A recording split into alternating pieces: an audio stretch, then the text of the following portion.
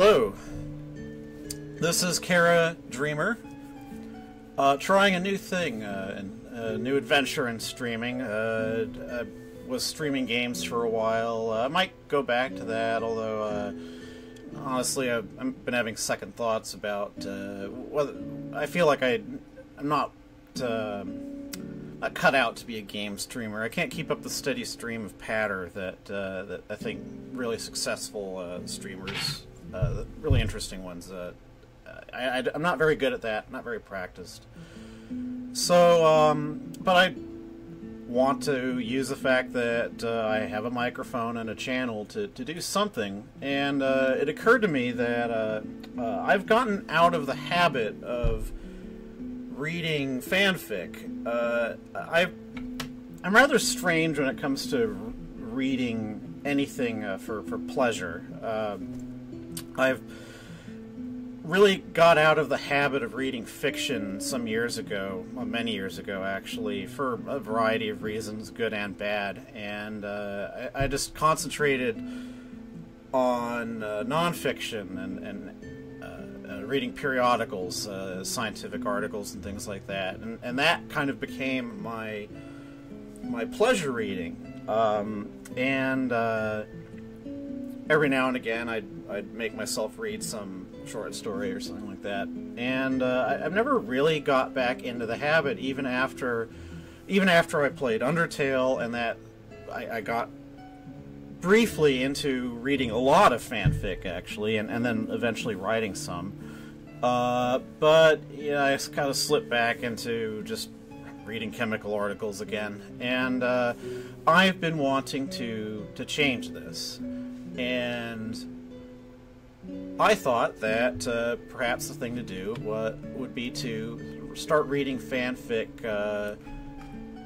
online, and read it aloud, because I love being read aloud too, and I want to try doing some more myself.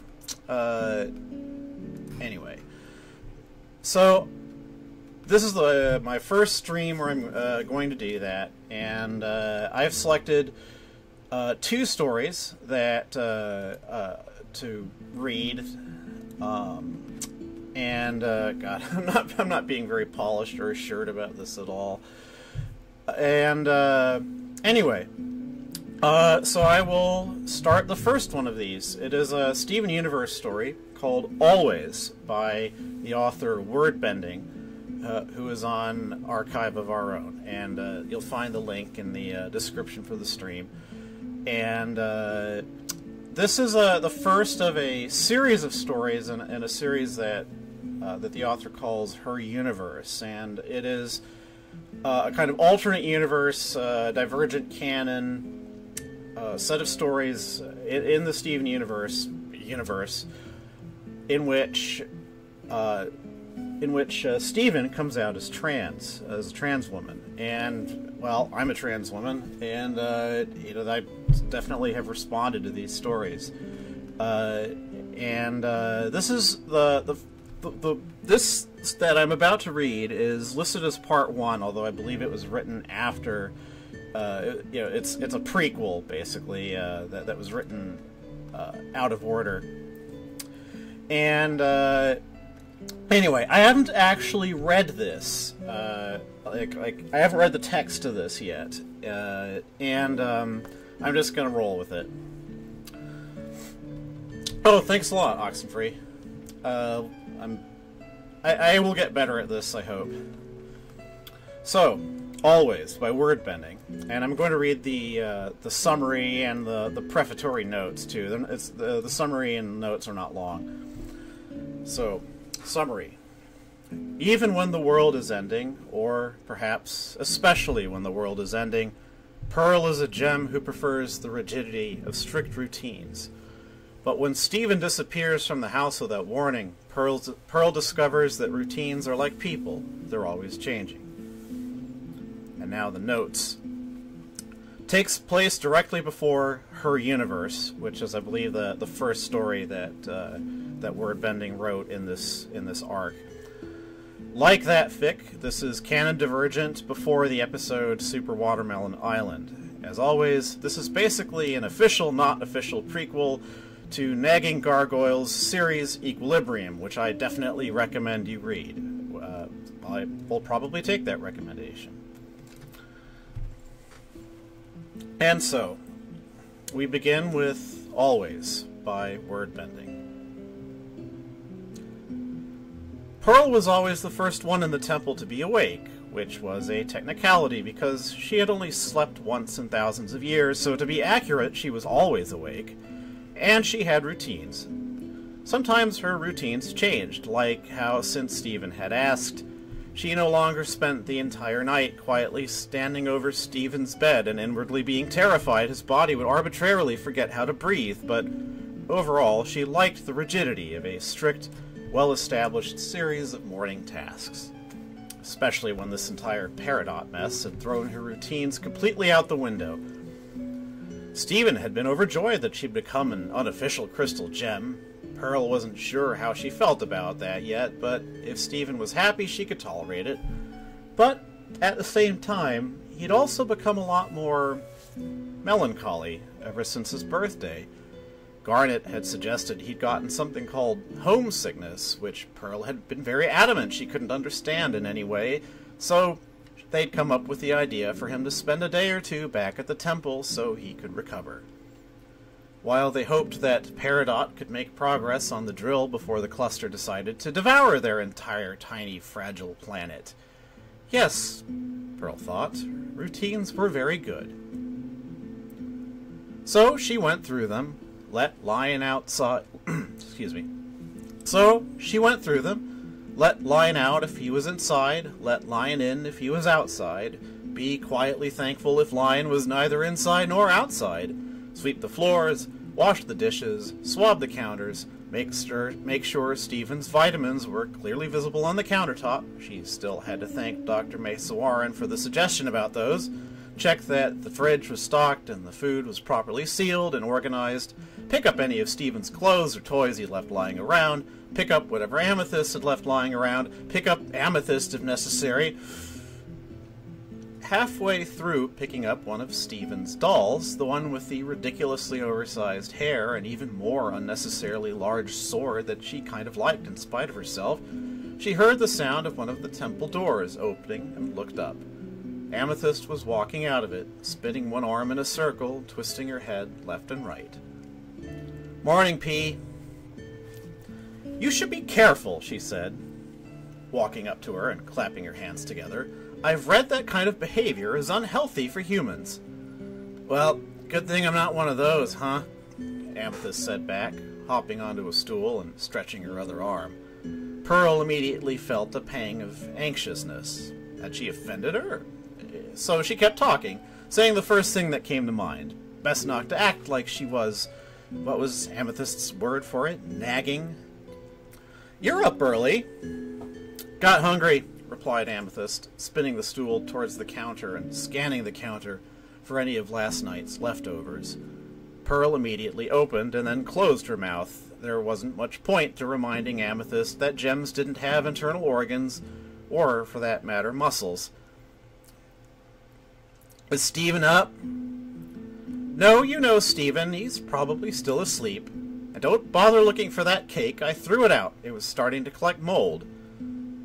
Amethyst turned to look at her, squinting closely. Pearl blushed and looked towards the wall. "What?" she stammered. "Amethyst, I hope I don't have to remind you not to eat things that are gathering fungus." "Probably?" shouted Amethyst, waving her arms. "When did you start putting Stephen and probably in the same sentence?" "For quite a while now, actually," Pearl huffed, mildly offended. "He's a growing boy. He's more independent now." Amethyst spun her stool back around and hopped off it. "Whatever. I'm gonna wake him up," she said. She went over to the couch and bounced off it up to the second floor. "Yo, Stephen!" Pearl sighed, setting the doll under her arm and crouching down to pick up another. "Yo, Stephen?" she heard Amethyst repeat from above, which gave Pearl pause. But she told herself it wasn't anything to worry about. He was a heavy sleeper. "Steven!" Pearl heard a rustling of blankets, and then Amethyst muttered, "Oh, crap." For one moment, Pearl froze in place, feeling a sudden twist in her gem as if her whole form was threatening to destabilize. Before she even had time to recognize what she was doing, and only distantly aware as she dropped all of Steven's dolls, she was bounding up the staircase. "I don't know!" Amethyst shouted, taking a step backwards, and Pearl belatedly realized she had been shouting something. Amethyst looked terrified. "He's just not here!" Pearl looked towards Steven's bed, empty except for the pile of blankets, and 1,000 thoughts rattled through her mind. "This is all my fault. Why didn't I realize sooner? I should have been more careful. I'm so sorry, Amethyst." But she could only manage to say one thing, so quietly it was almost a hiss. "Get Garnet." Amethyst visibly swallowed, then nodded. Her fists clenched and her eyes narrowed. She ran past Pearl, jumped down the entire staircase in one bound, and rushed towards the back of the temple. Pearl watched her for a moment, then collapsed into a heap, burying her head in her hands. Pearl emerged from the bathroom for the third time, having yet again destroyed hours of careful organizing. She was going to have to rewash and refold all of the towels on the floor, and stared at Amethyst, who was picking up one of the kitchen stools with one hand and squinting at the bottom of it. "You're not helping," snapped Pearl. "I'm doing the best I can," Amethyst snapped back. Pearl flinched, and Amethyst's glare softened. She put the stool down with the kind of gentleness that only someone who'd accidentally thrown one through a window once could have. "It's not like I haven't looked everywhere else." Pearl reached out a hand to her and opened her mouth to apologize, but before she could, she saw Garnet standing on the other side of the front door and forgot about it completely. "She's back." Amethyst turned around, saw her as well, and raced towards the door. Pearl, who had already started sprinting for it before she even consciously decided to, followed closely behind her. "Did you—" Pearl and Amethyst started to say simultaneously the moment Amethyst threw the door open. "No," replied Garnet, and it was only from knowing Garnet as well as she did that Pearl could be reassured. She was just as terrified about this as Pearl herself was. "I've spoken to all of Steven's friends. None of them have seen him since yesterday." "What about Craig?" Garnet shook her head. "Peridot?" Again, Garnet shook her head. Pearl saw Amethyst looking up at her, the worry clearly visible on her face, but Pearl was unable to look back at her. She glanced away, feeling like she would sink into the ground, which she actually might have if she didn't feel Garnet clap a gloved hand to her shoulder. "Don't worry," said Garnet. "We'll find him." Pearl nodded dimly. "You sure you haven't seen anything yet?" interrupted Amethyst, fists clenched to her chest. "You know, with your future vision?"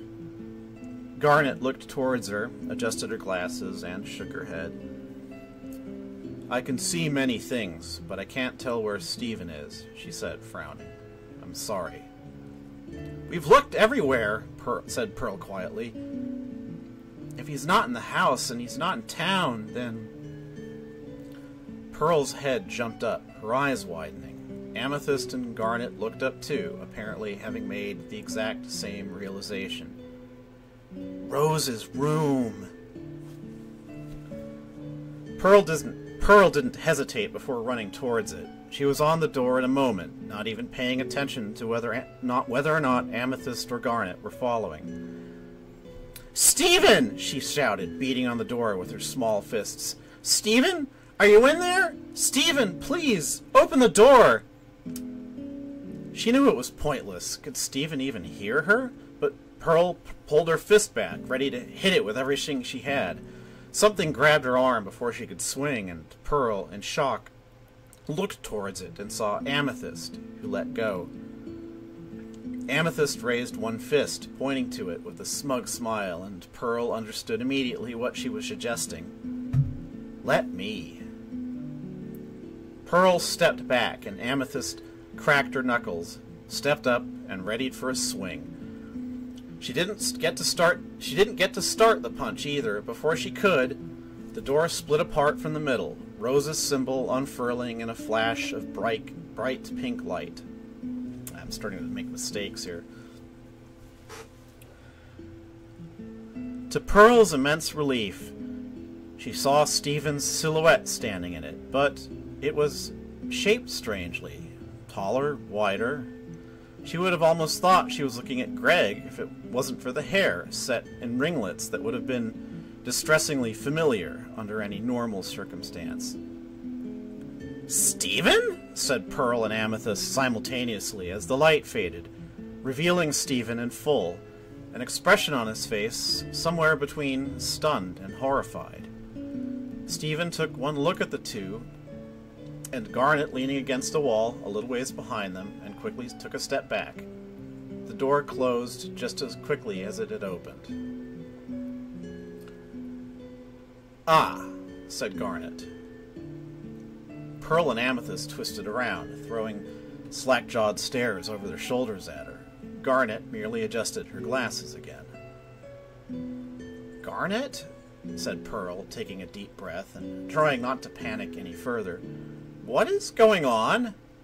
"Yeah, what the heck?" added Amethyst, throwing her hands in the air. Garnet chuckled. "I don't think it's my place to say." Garnet started walking towards the door, and Pearl and Amethyst stepped out of her way. Pearl quickly fell in step behind her, hovering over her shoulder, but Garnet only crouched down in front of the door, resting her hands on her knees. "Stephen," said Garnet, "can you hear me?" "Yeah," said Stephen's voice after a moment, quiet, even considering it was muffled by the door. I'm sorry, Garnet. I just... It's all right, Stephen. You don't have to leave." Pearl bit her lip. Some much older, more instinctual part of her very much wanted to demand that Stephen come out right this minute, but the rational part of her told her it was better to let them talk. I don't?" Stephen replied. "No, you don't," said Garnet. Stephen didn't say anything else, and neither did Garnet. Eventually, Pearl managed to break her gaze away from the door long enough to see Amethyst had walked away to lean against a wall, crossing her arms. Pearl continued to stand behind Garnet, her eyes all but locked on the door. Garnet didn't budge. Are Pearl and Amethyst still there?" Stephen finally said, after what Pearl calculated was exactly 2 minutes, 3 seconds, and 436 milliseconds. Garnet leaned her head back, looking up towards Pearl, and then she turned just slightly to look towards Amethyst, who muttered something like, "Yep," under her breath. "Yes," said Garnet. After a moment, where neither Pearl nor Amethyst moved, she added, "I'll ask them to leave." Pearl glanced towards Amethyst, whose expression flashed from surprise to offended to a pout all in a second. She walked off in a huff, kicking a foot against the door. Pearl looked back towards Garnet, but she stayed frozen on the spot, her fingers wrung together so tightly that her gem had started to register it as pain. "Garnet," she said. Instead of replying, Garnet stood up. Pearl took a step back from her, but she didn't so much as look in Pearl's direction. "Pearl." Pearl couldn't even attempt to argue. "I understand," she said, defeated. "I'll go." With one long glance towards the door, she turned around and started to walk away. She wasn't even sure where she was going. She She could barely walk straight or think straight, since she kept wanting to turn back and look at the door to Rose's room, to at least stay close enough to hear, to be sure Stephen was still there. She just barely managed to focus enough to notice Amethyst standing outside on the porch, so she started to move towards her.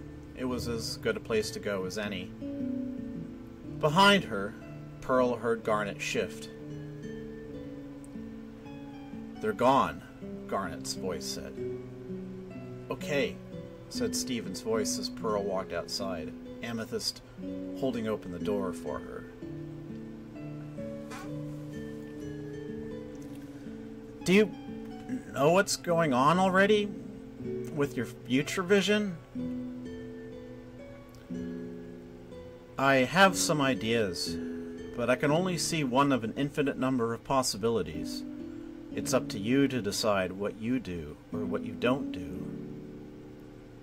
"Some ideas? Well, can you give me any ideas what those ideas might be?" "Ah, well, that would be telling. Garnet, you being all cool and mysterious isn't making this any easier." "I suppose it isn't, is it? Very well, then. Perhaps you wish to tell me a deep secret, one you have hidden in your heart for many years. Or the truth could be that you wish to tell me something that you have only just now learned about yourself. Perhaps you are afraid of how I will react, afraid I will judge you harshly, or that others will judge you harshly, and you will lose the people that are closest to you. Am I on the right track? Am I going to lose the people that are closest to me?" "No." "Is that your future vision, too?" "No." "But Garnet, how can you know for sure? I've never done anything like this before. What if they..." "Stephen." "Yeah?" "I think you already know the answer. It's love, right?" "Exactly." "But Garnet, I mean, Pearl and Amethyst and you and Dad and Connie, of course they all love me a lot, but still, I don't know. I guess I'm just scared." "Stephen, the first time that I became me, I was afraid too. There'd never been anything like me before. It had never been allowed. And those other gems, the diamond that Ruby and Sapphire were sworn to protect, they made it clear that it would never be allowed. That's why we became unfused again. We were too overwhelmed, too afraid of what would happen, of what they'd do." "But you ran away, and you did it again." "That's right. We did. I did. Even then, when I was alone, it felt like I was doing something forbidden, something I had to keep a secret at any cost. When your mother and Pearl found me, I was terrified. I thought for sure that at any moment either one of them would strike me down. And yet, even though they didn't know me, even though I didn't know me, they helped me find the courage to be true to myself, to live like this. And you know that we, your family, your friends, we'd all do the same for you. Even if being true to myself means... No matter what being true to yourself means. Well, it means I'm a girl, I think.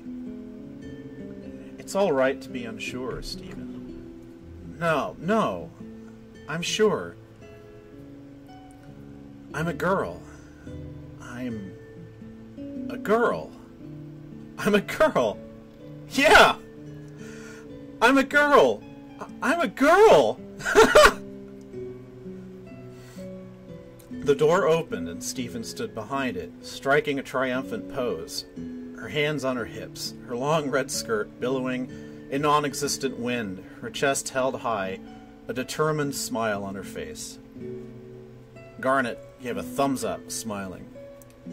"Well then, Miss Universe. Are you ready? Yeah, she nodded. I'm ready.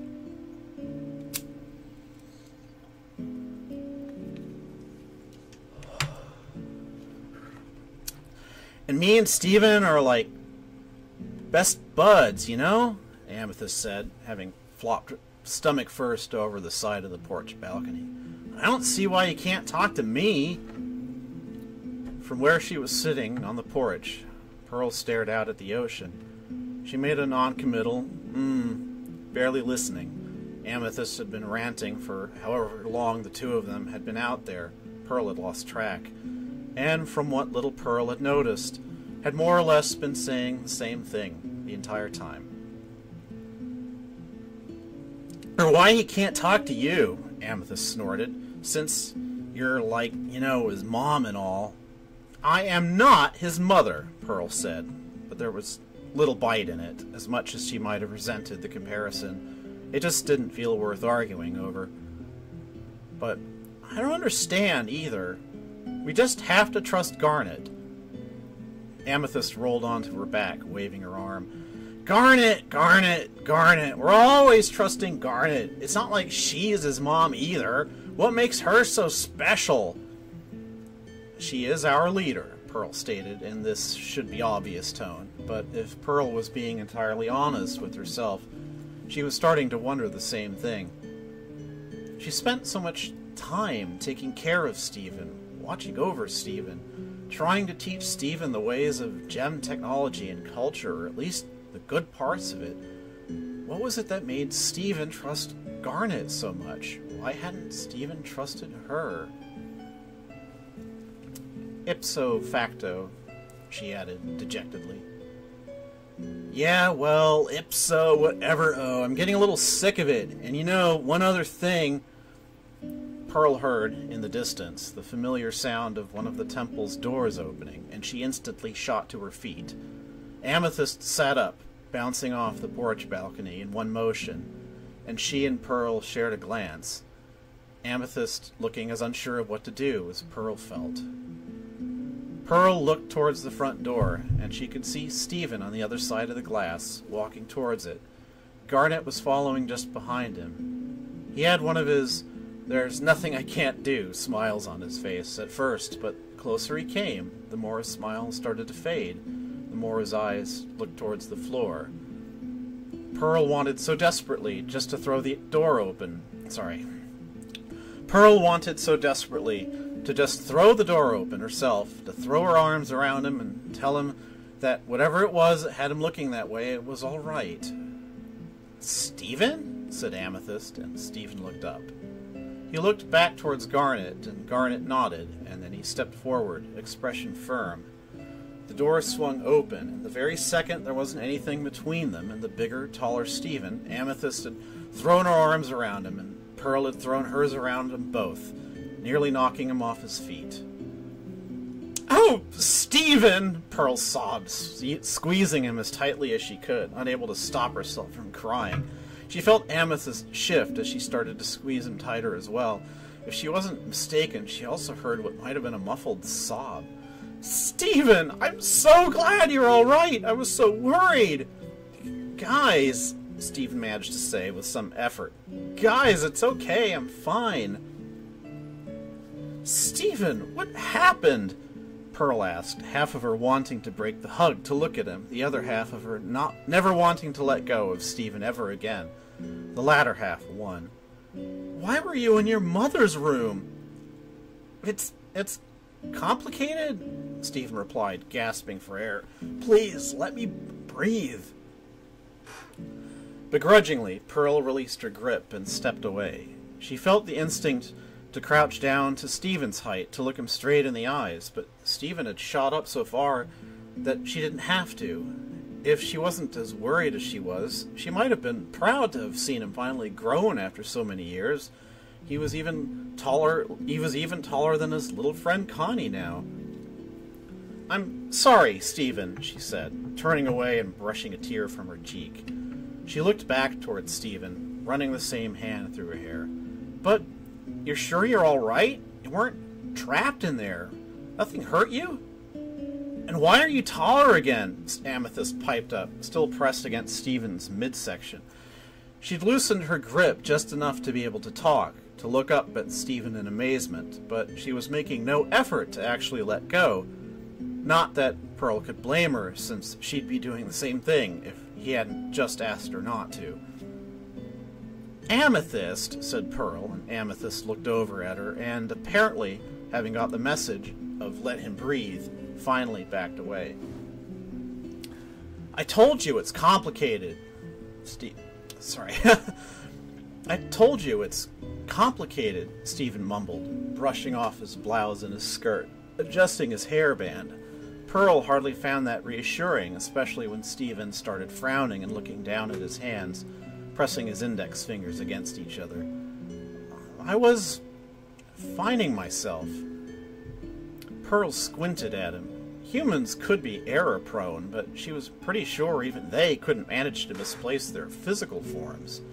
She saw Amethyst cross her arms and nod, apparently having understood something she hadn't, which only confused Pearl further.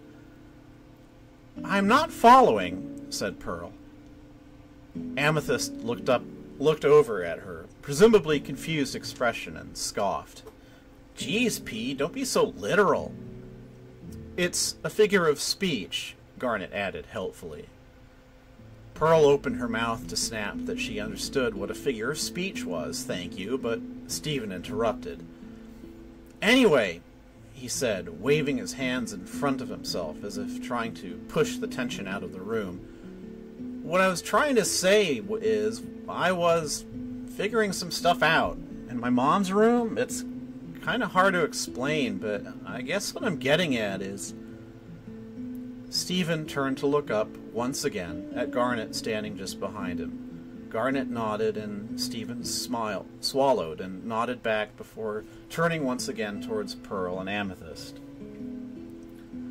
I'm a girl?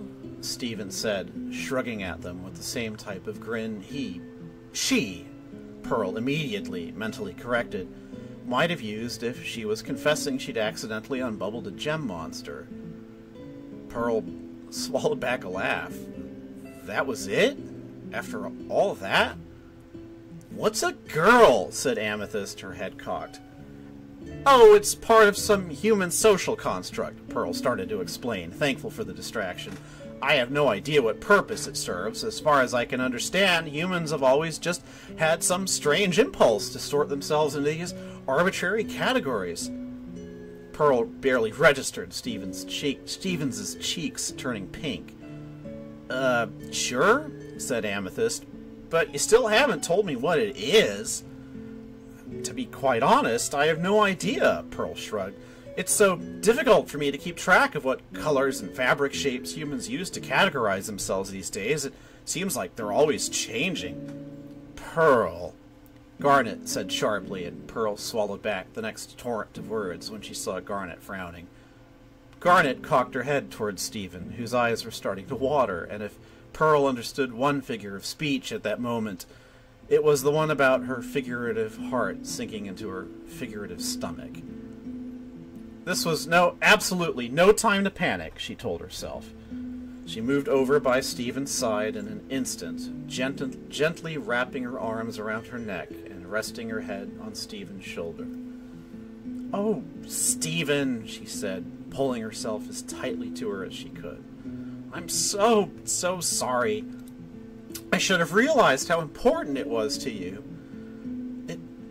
It is important, Stephen sniffled, rubbing at her eyes. I know it probably sounds weird, but it's not arbitrary. It was really hard for me to figure this out. It means a lot to me. I'm so sorry, Pearl repeated gently. I was being insensitive. She backed away to look into Stephen's eyes, to lay one hand on her cheek. Stephen blinked away tears, but she managed to stare firmly back, even as her lower lip started to wobble. Listen, Stephen, I promise I don't think this is weird. This is the least weird thing about you. Stephen's frown deepened, and she looked at Pearl quizzically. Pearl realized she'd said the wrong thing, and a not at all small part of her instantly thought, as always. But she pressed on.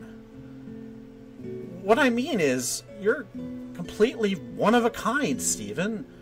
You're the first offspring of a human and a gem, yes, but you're also so... you. You may have your mother's gem, but in so many ways, you're just as different from her as you are alike. And you're so different from other humans, from other gems. The way you protected that centipedal and talked to Peridot at the kindergarten, and even how you made friends with Lapis. It's not to mention your rather unconventional battle strategies. Pearl waved her hand, trying to regain focus. The point is, you being weird is what makes you so wonderful, Stephen. Nothing you did could ever, not for a single second in an infinite number of years, make me think less of you. But this isn't strange at all. Really? Stephen asked. Of course not. Your mother was the same way. When your mother and I came to Earth, we had no concept of gender, nor even the words to describe it, but humans started to call us she, her, miss, and so on, and your mother, you should have seen the joy on her face whenever she heard those words about herself. It was... She smiled, staring down at her hands. As happy as I'd ever seen her. I didn't understand it at all, but the way she talked about it, how freeing it was, how much individuality and diversity there was among humans and human cultures, how much she wished that all gems were given the chance to choose what kind of people they wanted to be, or just to do what made them feel comfortable and happy. It was hard not to follow in her footsteps. Stephen still seemed confused, downcast, and Pearl swallowed, feeling more and more like she was failing her when she needed her most. But I'm not following in my mom's footsteps. This is just me. No, that's not what I meant at all, Pearl said quickly, waving her hands. I was just trying to say that your mother would have been absolutely overjoyed to see you being true to who you are like this. I'm happy for you, too. I may not understand it, not completely, but there's a lot of things I don't understand, in all honesty. If it makes you happy, Stephen, that's all I need to know. Stephen's eyes started to water again, but there was a small smile on her face this time. So you support me?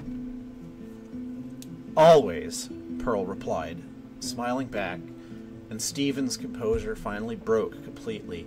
Tears, thick and heavy, started to roll down her cheeks.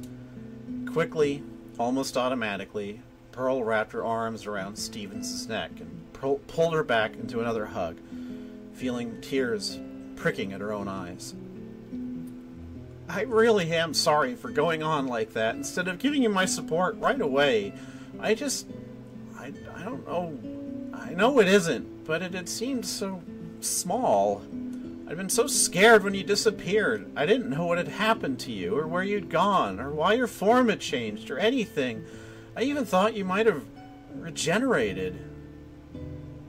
Regenerated? Stephen mumbled, her already strained voice muffled by Pearl's shoulder.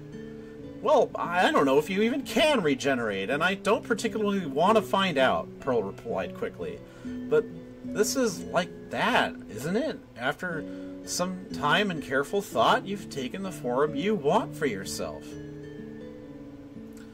Pearl felt Stephen nod. Yeah, Stephen agreed to it with a sniffle. Pearl couldn't see her face, but she could almost hear her ear-to-ear smile. Yeah, it is like that. I'm just so glad you weren't hurt, Pearl said, smiling herself. But if you ever do figure out regenerating, Amethyst's voice cut in, and Pearl gasped for air as she felt two huge arms encircle her and Stephen and squeeze tightly. I got some pro tips. Amethyst, said Pearl dryly, while Stephen only started to giggle. Her giggle turned into a full peal of laughter, as another, even larger set of arms wrapped around her, Pearl, and Amethyst, and lifted all three of them into the air. "Garnet! Group hug!" Stephen shouted excitedly. "I thought one was called for," Garnet agreed from below them, grinning. And that is the end. And there's a short end note. "A huge thank you once again to Nagging Gargoyle for helping me beta this fic. Without her help, not to mention her inspiring these fics in the first place, you probably wouldn't be reading this." So, that was Always by Wordbending on AO3. And that's the first time that I read that story, and I liked it a lot. I've read her universe, like the one that comes immediately after that. This is a prequel to, so I already kind of knew what to expect. But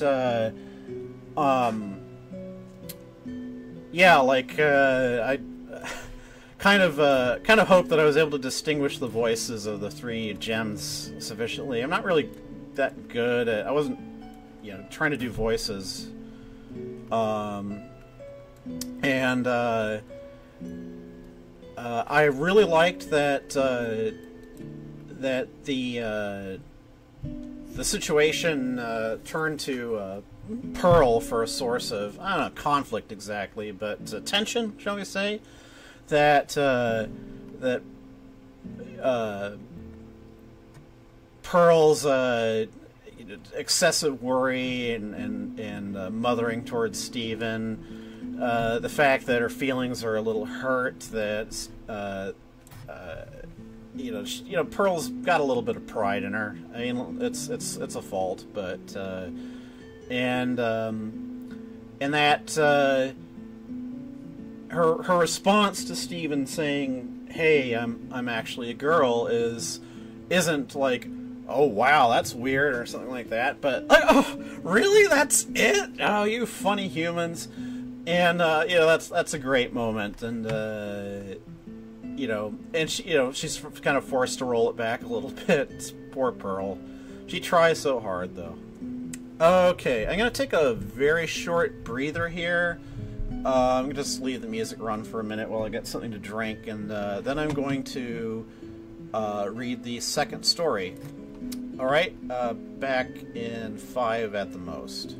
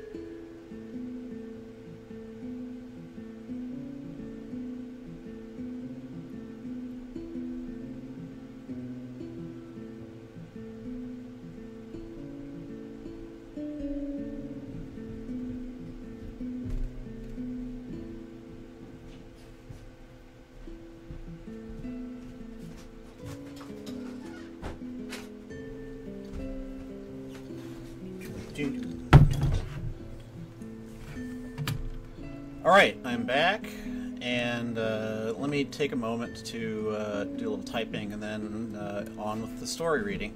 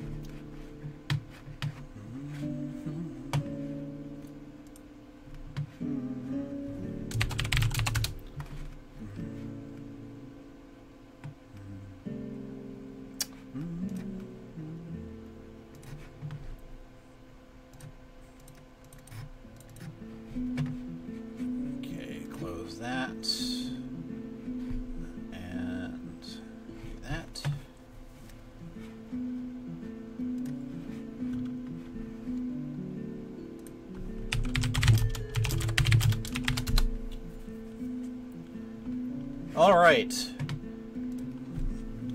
So I turned from Steven Universe to Undertale. And Undertale is the universe that I know the best, and one that I've actually written fiction for. I've considered writing Steven Universe stuff, but I have less confidence. And so this is one of the first. This is one of the first stories, fanfic stories that I discovered after playing the game last year and getting so enthusiastic about it. And so this is Dinner Plans by simplycarryon on Archive of Our Own. And the summary is simply, your friends suggest a double date. And actually, a double date sounds like a lot of fun. The antecedent of your here is Alphys. This is actually a rare Alphys-centered Undertale story, which is one reason that I got to like it so much, because I really identify with Alphys.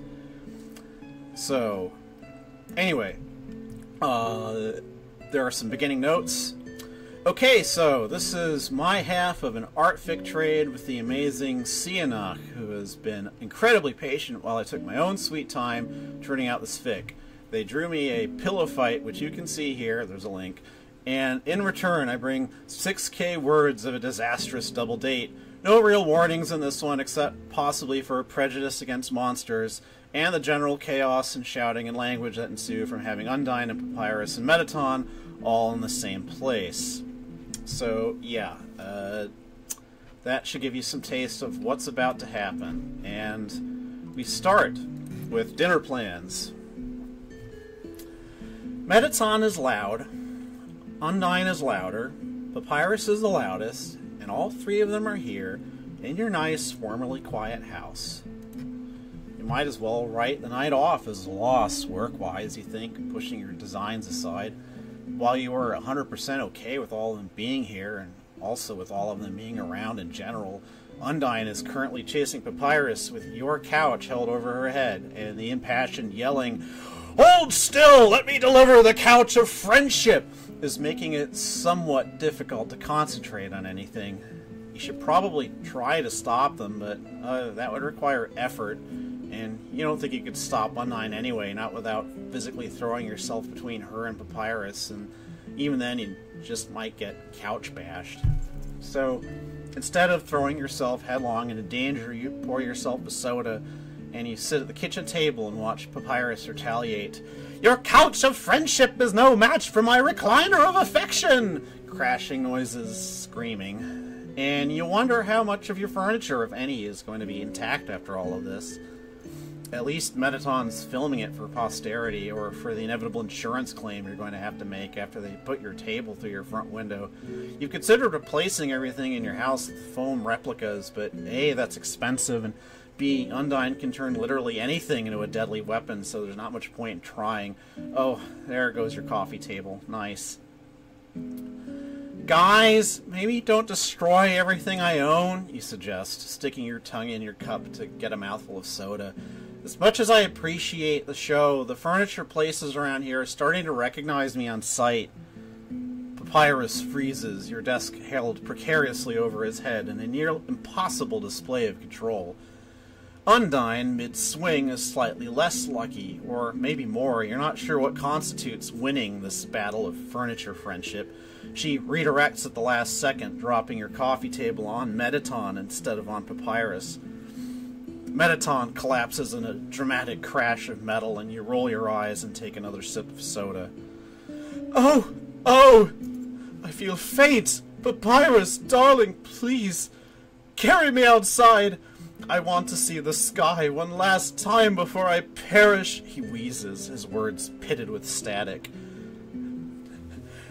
"You will not die, Metaton! I, the great Papyrus, will not allow it!" Papyrus declares. He sets your desk down with surprising care, scoops Metaton up in his arms, and turns to you. "Dr. Alphys, please, fix Metaton!" Metaton languishes dramatically, and Papyrus's arms draping a noodly arm across his forehead and pointing one leg directly up. "It's too late, darling. I have breathe my last. Farewell, my dearest, and know that I loved you all. You have always been the brightest stars in my sky. He exhales loudly and stops moving. Papyrus gasps, his eye sockets filling with tears, you think, although you have seriously stopped trying to understand how the Skeleton Brothers emit any kind of bodily anything. Mettaton! No! He's fine, Undyne insists, and she reaches for Mettaton's chest dial. Mettaton slaps her hand away. She punches him in the face. You sip your soda and watch the three of them continue wrecking your living room. The nice thing about being friends with Papyrus, well, one of the nice things, really, because Papyrus is pretty nice on a lot of fronts, including exactly when you're most in need of encouragement and then showing up at your door to shout encouraging things. But the nice thing right now about being friends with Papyrus is that he's very good at organizing things. Your trashed living room has been restored to some semblance of order, with all the component parts being put into their respective places, and it's nice. It's almost like you don't have friends who are capable of trashing your entire living space in a matter of moments. Hey, it looks great in here, you tell Papyrus, and he beams proudly like you've just told him he's won the trophy for organizing and being awesome. You should totally make him a trophy for organizing and being awesome, actually. Mental note for later. So, anime night? You can hear Mettaton groan quietly in the background somewhere, but you know what, jerk? We totally what you do, what you want to do, all the time. I have a better idea, Papyrus declares, and he does it with such aggressive excitement that you almost fall over backwards. You wonder briefly if this is all a plot to avoid anime night, which Mettaton is in no way obligated to attend, but he generally shows up and complains about it anyway. But we should all go on a date together! A date of the doubles, as the cool kids say. Double date, darling, Mettaton corrects, and Papyrus waves a hand. Yes, one of those, where we can all go out together and have a very good time. You tap your claws together, considering the implications of this particular option. On one hand, you will totally miss out on cuddling on the couch with Undyne. You'll also have to wait another week for the next anime night, and you are this close to the finale of Star Power Princesses, which you have been avoiding spoilers on for forever, so you and the group can watch it together, which means more waiting. On the other hand, going out.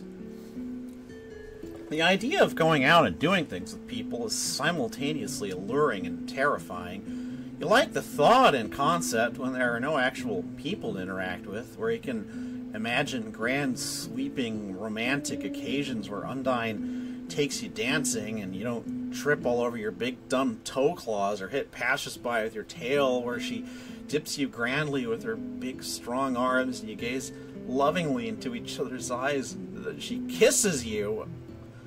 Papyrus waves a hand in front of your face, and... Wow, thanks for that, Brain. Are you alright, Dr. Alphys? He asks, and you squawk indignantly and wave him away when he leans in to make sure you're not getting brain fried or something.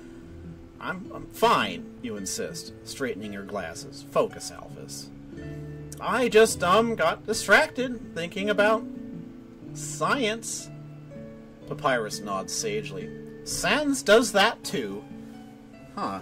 This actually does not surprise you, because Sans is a giant nerd, but that's not the point here.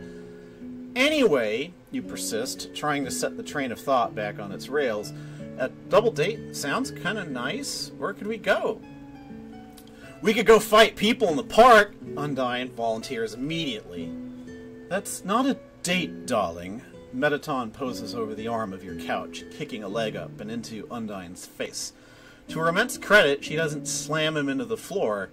The number of Undyne-caused repairs you have had to do on Mettaton has risen exponentially since he got legs and also became vulnerable to physical attacks. And he continues like he's not in immediate danger of death by angry fish. A date is romantic, marvelous, Extraordinary, which is why, my dears, I think we should go crash our local television studio and be on TV together. That's not a date either, calculator, Undyne hisses, and her fists clamp around Mettaton's proffered leg like a vice. You consider intervening, you really do. Mettaton is your best friend, after all, and it's not very best friend-like to let him get thrown into the nearest wall, but he's also Mettaton, and, well, Mettaton. Thankfully, Papyrus makes a decision for you. He breaks in between the two of them, beaming like the natural-born peacemaker he is, like he's not at risk of being thrown out the window by Undyne, who would probably throw anyone out the window at this point. I have a better idea, he declares brightly. Let's all go out to eat. Frisk says that this is what people do on double dates, and I think food sounds like a wonderful and not dangerous to anyone else idea. Food sounds good, you agree quickly before the other two come to blows. So the only matter is where? Papyrus brandishes a sheet of paper. Since I am very awesome and good at thinking ahead, I have made a list of lots of good restaurants. Mettaton doesn't eat, but most of these places have outlets available for charging, and all of them offer vegetarian options. Vegetarian? I can understand that for you and Undyne, darling, but I thought Alphys was pescatarian. Pescatarian? Papyrus asks, raising a non-existent eyebrow. Mettaton grins, sharp and amused. She eats fish. It takes you a couple seconds to connect the dots, at which point you're reasonably sure your face is brilliantly red. You shut your big, dumb robot mouth, you tell him, intensely as you can muster while still feeling like you're going to burst into flames at any moment, and while he laughs, you bury your face in your hands. You're pretty sure Undyne is snickering too, which really just makes it worse. You pretend with fervent ardor you don't see her offer Mettaton a high five. Your only consolation is that her high five slams him backwards into the wall behind him. I don't get the joke, but okay, Papyrus declares. We could look for restaurants that serve fish, too. Vegetarian is fine, comes out much louder than you intended, and you grab the list from him as the sound of metallic laughter intensifies. You hide behind the paper, pretending to be absolutely enthralled with the text. All caps handwriting and stars in perfectly neat lines, except for one lowercase scrawled addition at the bottom that just says, Grillby's. Actually, Grillby's sounds amazing, but that's not really an option anymore, even if your mouth waters at the thought of a crisp, greasy burger and fries so salty they make your tongue crinkle. I've listed them in order of how many stars they had on review sites, Papyrus says helpfully, leaning in over your shoulder to point at the first few. After all, what better place to tell if a place is good than by scathing peer review? This is really comprehensive, you reply, after a minute of examining his work. Stars are painstakingly drawn in the margins, and he's even applied glittery star stickers, apparently to indicate a really good review. You hover over one such glittery star with one claw. How about this place? If it earns a sticker, it can't be bad, right? As long as it serves food, I don't really care, Undyne says, lazing on your couch. She hoists Mettaton over her head, bench-pressing him like he weighs nothing, and you definitely do not stare at the fluid movement of her arms as she lifts a several hundred-pound robot repeatedly. Mettaton, ever himself, kicks a leg out as she lifts. Sparkly star sticker it is. You feel proud for making a decision, even assisted by Papyrus's research, as it has been. Half second.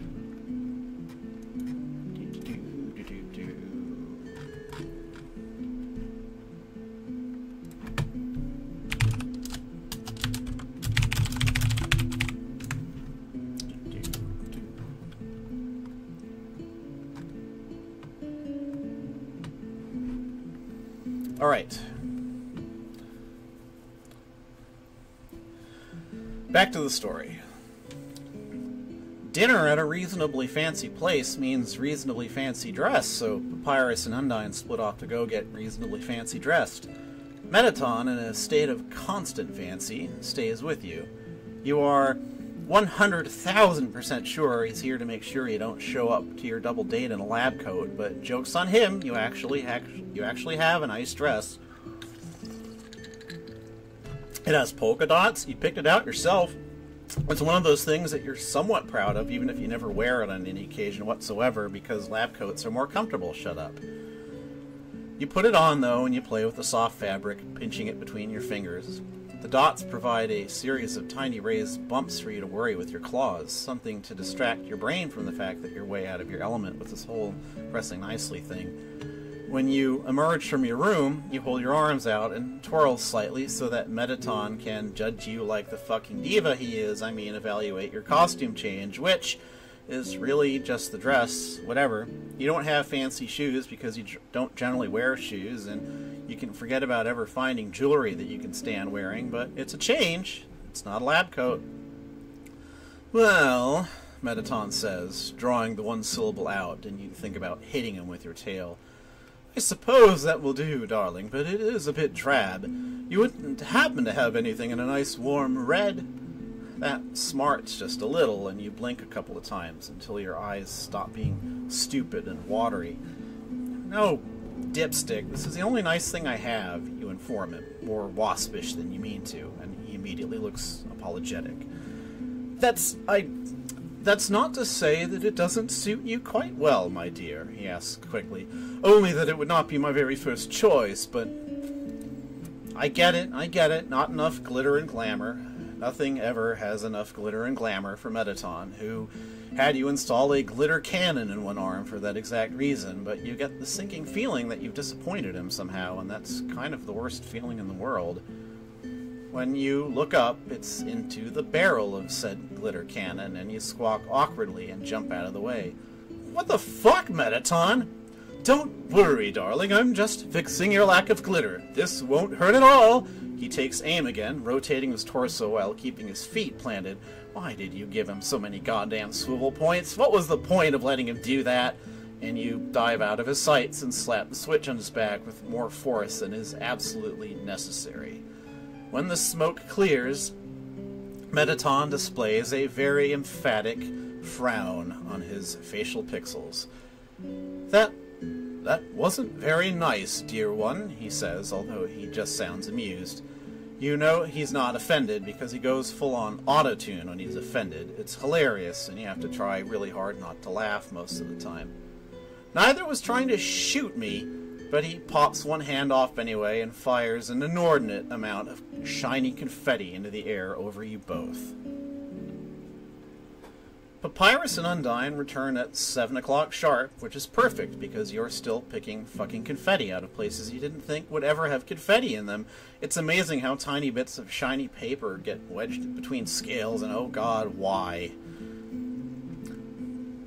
You both look incredible, Papyrus says when you join them outside, and you know he means it because Papyrus. Dr. Alphys, your dress is very nice. Mettaton, you're so rectangular. Nobody rocks the rectangle like I do, darling, Mettaton says, firing another aggressively cheerful burst of confetti over the four of you. You briefly consider shoving a wad of gum in his confetti tank, but before you can do anything, Undyne distracts you with a cheek smooch. You look great, babe, she says, and for one shining moment, everything is perfect, and then you open your mouth. Fuck. Thank you. So do you. You clamp your hands over your mouth before any more flustered stammering noises can fall out of your face. Undyne grins and slaps you on the back, nearly bowling you over. So, good news and bad news. Good news is we have a car and dinner reservations. Bad news, we have a car with 2 seats and reservations in half an hour. So, we're going to pile in like sardines, and we're going to love it! At first, I thought Mettaton could sit on my lap, but I then realized that he would probably block my view of the road, Papyrus says, sizing Mettaton up with a thoughtful look. But you're so good at driving, darling. Mettaton isn't quite as good at flirty body language in this rectangle form, but hell if he's going to let that stop him. Surely I wouldn't be that hard to see past. We could put you in the trunk, Undyne volunteers. "You don't even need air holes. Or consider... No. We could tie you to the front bumper and use you like a cow catcher. How about we tie you to the front bumper and see how you like it?" You don't deliberately trip Mettaton, you just accidentally stick your foot in front of his wheel as he advances on Undyne, and the fact that he falls flat on his face is definitely not your fault in any way. Eventually, the decision is made to let Mettaton pose on the back of the car with a few bungee cords for a pseudo seatbelt instead of trying to hook him into Papyrus's belt somehow. Papyrus argues the seatbelt thing passionately because everyone needs a seatbelt. That is basic car safety, but you remind him that Mettaton is invincible to physical attacks in this form, and it would take nothing short of dropping him into the core to do any damage to his body. The cords are a compromise of sort because they'll do absolutely nothing in an emergency or a potential crash, but at least Papyrus feels better about having him there. You settle yourself awkwardly on Undyne's lap, glad that Papyrus is taking up the responsibility of driving. You could if you wanted to, but you don't really want to.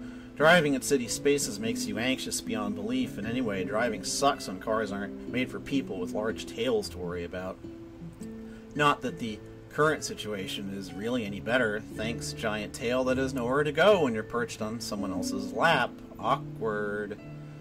So, Papyrus drives, even though that's weird. He's like a baby, or at least the baby of your group, maybe? He's younger, you think, less mature, more Papyrus, but he's the only one of the other three who has his license, which means that he drives, and he's surprisingly good at it. In retrospect, it shouldn't surprise you that Papyrus follows the rules of the road to a T, minus the whole 4 people and 2 seats thing. Papyrus is all about control, about watching other people and adjusting for them, and he drives like he's been doing it all his life. Maybe he has. He's had that race car bed for as long as you've known him. Undyne, of course, is not allowed to drive, or get a license, or do anything even remotely resembling operating a moving vehicle. The last time she was allowed to drive a golf cart, she managed to ramp it off a house and hit 200 miles an hour before crashing it into a low-flying plane. You've long since stopped asking how this series of events was ever possible. So, Undyne, not allowed to drive, not even allowed to assist Papyrus in driving. Not that Papyrus needs help, but that doesn't stop her from yelling at people who drive even slightly slower than the speed limit. "Hit the gas or move your ass!" she bellows, leaning a lot farther out of the car than you're comfortable with. At least there are no spears involved at the moment, but you doubt that will last long. "They certainly could stand to drive a little faster, but I can't blame them for being so distracted by my extraordinary driving," Papyrus says brightly, pulling her back into her seat with one hand. "I bet they've never seen braking skills of this caliber." "You might be the best driver ever, Papyrus," Undyne says with a grin, reaching over and scrubbing her knuckles across his skull in what might be a noogie if he wasn't in the process of driving. "But, you know, it'd be even better if we put some rockets on this baby. I bet Alphys could whip up some of an egg beater or some soda." "I mean, I built a jetpack into a phone," you begin, before realizing what making rockets for Undyne means. But no, bad idea. We'd probably end up in space." "Oh, yeah." Undyne sounds thoughtful for maybe half a second, then, "That would suck!" Papyrus can, of course, parallel park like a pro. This does not surprise you in any way, because you're not sure there's anything that Papyrus is genuinely bad at when he puts his mind to it, but the way he glides effortlessly into the parking space makes you embarrassed to look back at your own past attempts at doing the same thing. He makes it look so easy, but you know from personal experience that parallel parking can go fuck itself. "Don't get out yet!" Undyne shouts like you're a mile away instead of approximately 2 inches. Ow. And she picks you up bodily and squeezes out from under you, dumpingly unceremoniously into the seat as she flings herself over the side of the car and onto the sidewalk. She then proceeds to open the car door for you with an enormous, showy flourish, even offering you a hand as you start to step out of the car. You take it gently and let her guide you. This is a dream. This has to be a dream. Nothing ever works out this well. What the fuck? and release your hand once you're safely on the sidewalk. Papyrus vaults over the driver's side door. You're going to teach everyone here how to use doors, holy shit, and helps Mettaton off the back of the car, which probably would have been more anime boyfriend-esque if Mettaton wasn't currently a wheelie rectangle, but oh well. They make a funny picture together. Papyrus with basketballs glued to his shoulders and cool dude plastered across his chest, Mettaton with his noodly dryer duct arms and one wheel. It's good though. You were a little surprised at just how well a gangly skeleton and an animated microwave fit each other, but whatever, you ship them like FedEx. Shall we begin our... Papyrus whips out a book from under his hat and consults it. Begin our double date? He seems inordinately pleased to have gotten the term right this time. Allow me to lead you to this very fine establishment where I have called and acquired reservations. Papyrus leads the way, jauntily. Mettaton wheels after him, bumping grandly over the cracks on the sidewalk and occasionally posing for passers-by, and you and Undyne trail slightly behind. Part of you is absolutely, positively sure that you're doing something wrong, because if dating sims have taught you anything, it's that gifts and petting are the ways that one raises affection, and you don't have any gifts, and you're terrified at the thought of petting Undyne's face like she's Mew Mew. She's infinitely more awesome and cool than a human girl with cat ears, and...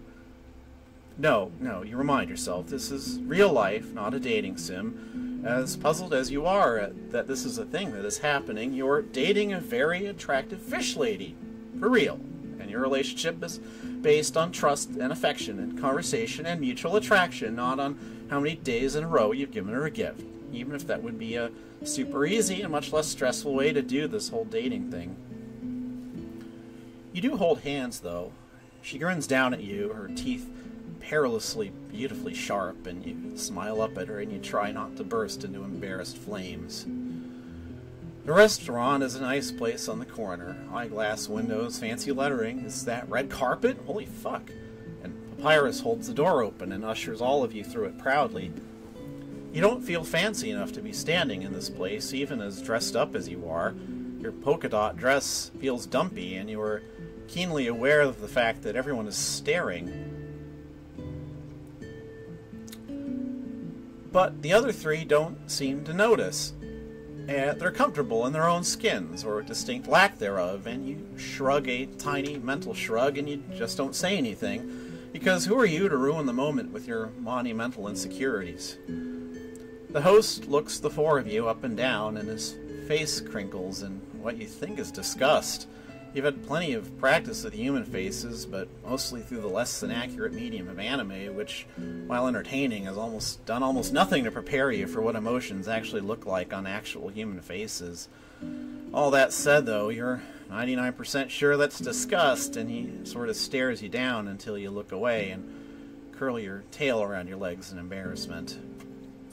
We have a reservation for 4, Papyrus says, swooping in between the two of you, ready to diffuse any potential situations with his very being. I called a few hours ago. They should be under the Great Papyrus, which is me. Uh-huh, the host says, looking down at the book in front of him. He runs a finger down the list, making a show of actually searching, and then he looks back up. Sorry, can't find you on here. Said Papyrus, leaning over the host's stand to read the entries upside down.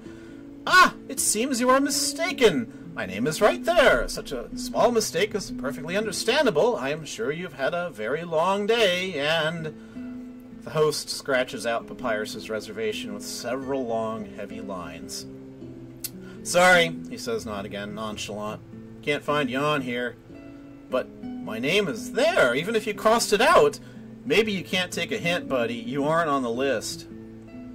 Papyrus flounders, his jaw working without any sounds coming out, a feat in and of itself.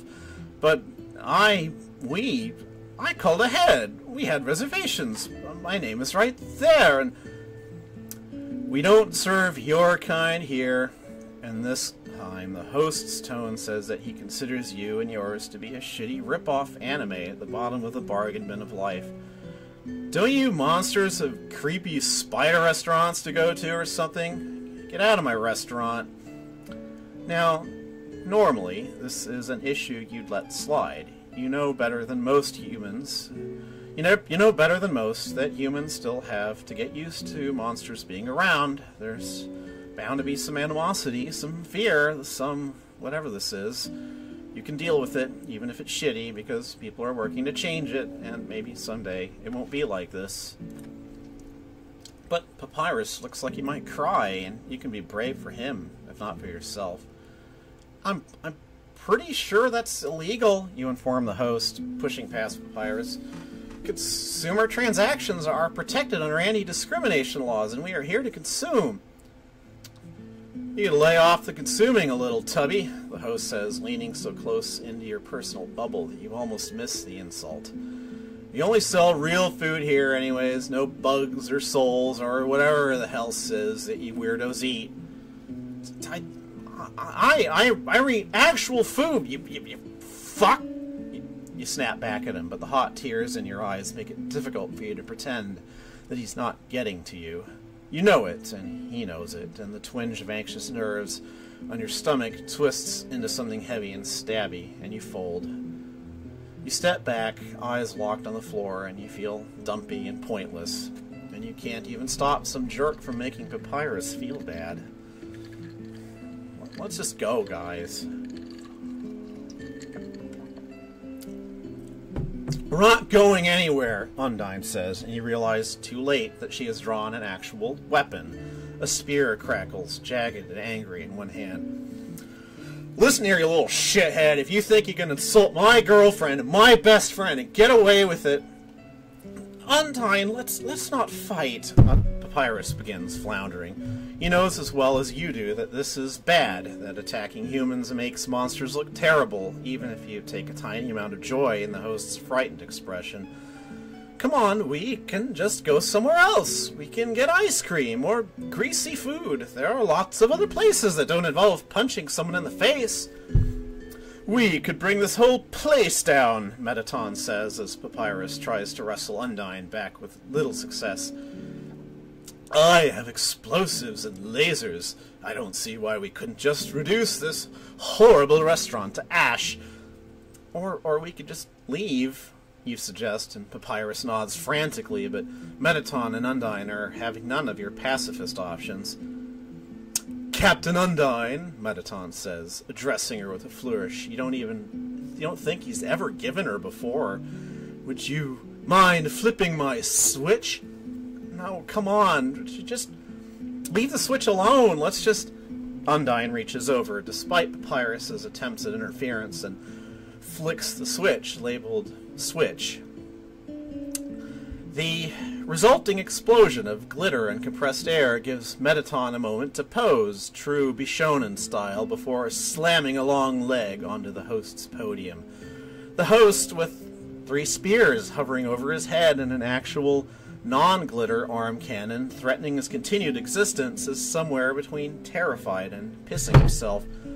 Part of you desperately wants to get out to escape the horrified stares of the other restaurant patrons, and then the inevitable law enforcement and the disappointed looks from Asgore and Frisk and everybody involved in the movement for peace, but you can't. Not without your friends, who looks like they might very well tear the entire restaurant apart, brick by brick. And if they do that, they'll get in trouble. Not just getting scolded or frowned at, but actual real trouble with the police and the government, and they'll probably have to go to jail or worse, and... Enough! You scream, and everything stops, but you're too angry and stressed and completely done with the events of the night to give a flying fuck about who's staring at you anymore. You storm up to the podium and you shoot the terrified host your very best glare over your glasses with as much predator dinosaur as you can manage to throw in. And then, before you can think about what you're about to do, you pick Undyne up and hoist her over your head. Undyne, understandably, lets out a noise somewhere between a yell and a squawk of surprise. Bring Mettaton, you tell Papyrus, and he overcomes his slack-jawed expression with an admirable amount of speed and scoops Mettaton into a bridle carry. We're getting out of here before someone does something incredibly stupid.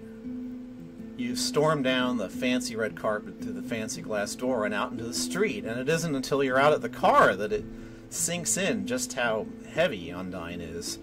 And then everything sort of gets tired at once. Your legs and arms wobble, your knees threaten to give out, and you all but drop her into the passenger seat before you collapse, exhausted. There is a moment of stunned silence in which you vaguely wonder exactly how many relationship boundaries you've overstepped, or whether you can reasonably argue that she threw you into a trash can on your first date, so it's only fucking fair. And then Undyne screeches. Holy shit, Alphys! That was amazing! I didn't ever know you could... I thought you were... Oh my god! I'm the most badass nerdy girlfriend ever! You say nothing because everything hurts, and you let her pick you up and pull you into her lap, and everything blurs into exhaustion, but at least it's a semblance of okay again.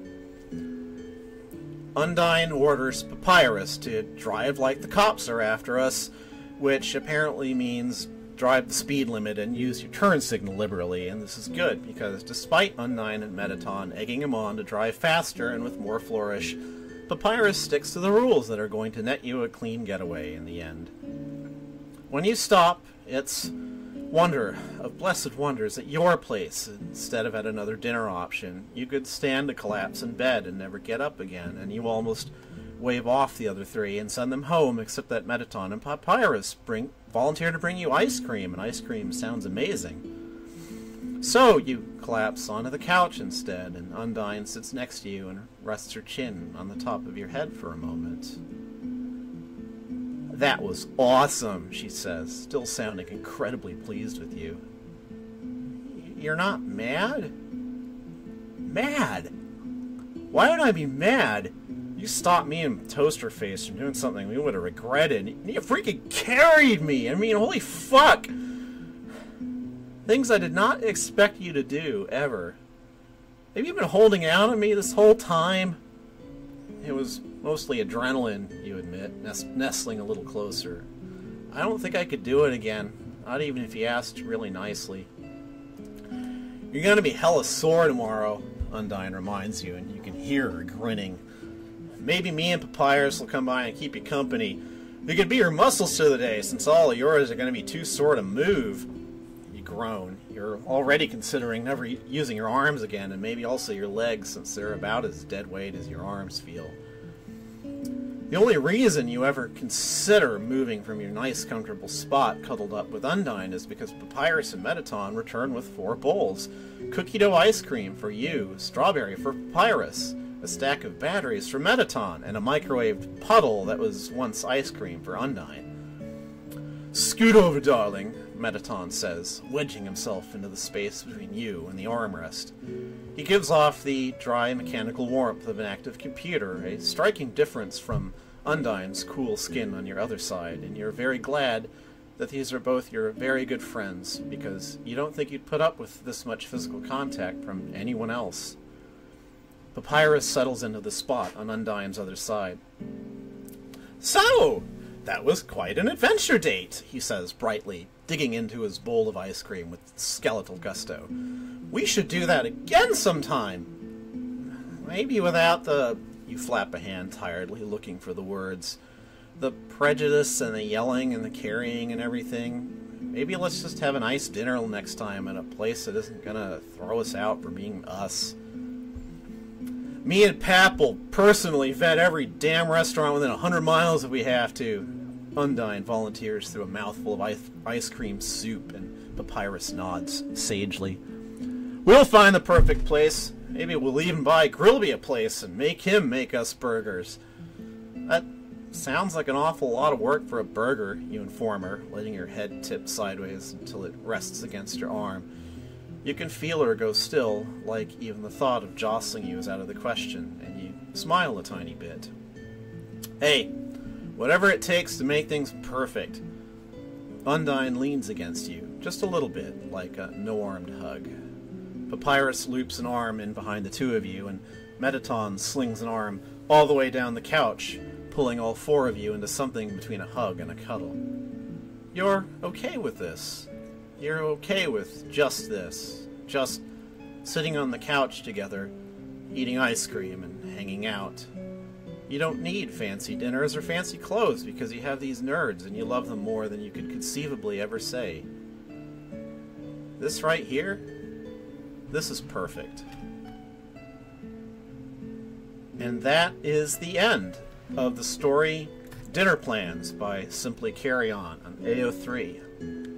And yeah, like I had read that one before, and yeah, it gets slightly unpleasant, with the human prejudice angle. Something that I've kind of ever avoided dealing with in anything I ever wrote, by the way. Didn't quite have the stomach for it.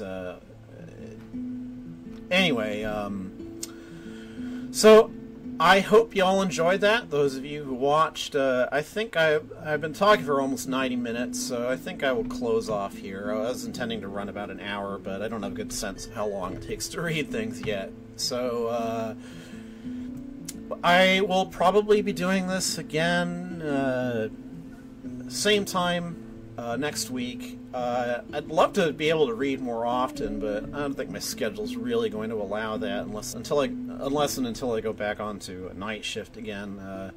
That might free up an afternoon anyway. So this is Kara Dreamer. Thanks everybody again, and see you next week, most likely.